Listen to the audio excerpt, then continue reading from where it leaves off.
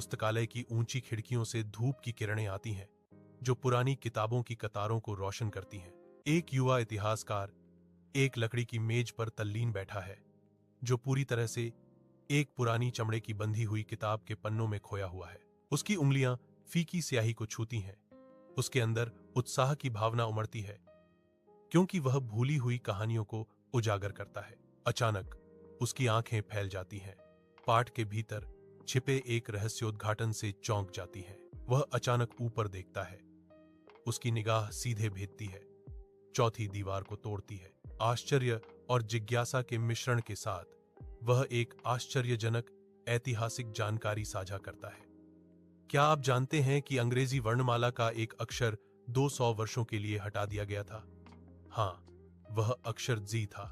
Roman senate के हृदय में दिन की सुनहरी रोशनी में नहाया हुआ एपियस क्लॉडियस कैकस सभा को संबोधित करने की तैयारी करता है। सीनेटर अर्धवृत्त में बैठे हैं। उनके चेहरे प्रत्याशा से अंकित है।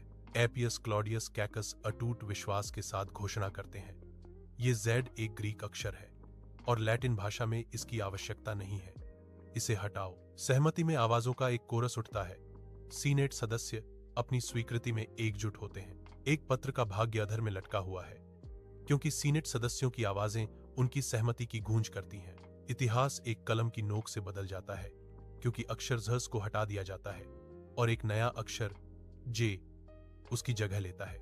इतिहासकार उसी भव्य पुस्तकालय में बैठकर प्राचीन ग्रंथों का अध्ययन करते हुए 2 सदियां का अध्ययन करता है। उसकी आंखें अचानक उत्तेजना से चमक उठती हैं। एक चिंगारी जो लंबे समय से भूले हुए शब्दों से प्रज्वलित होती है। वह पत्र की विजयी वापसी की घोषणा करता है।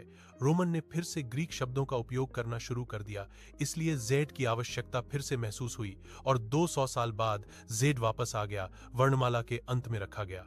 उसकी आवाज वर्णमाला के लिए नए सिरे से प्रशंसा के साथ गूंजती है। तो अगली बार जब आप ए टू जे कहते हैं, तो याद रखें, यह अक्षर 200 साल की लड़ाई के बाद अपनी जगह पर लौट पाया था।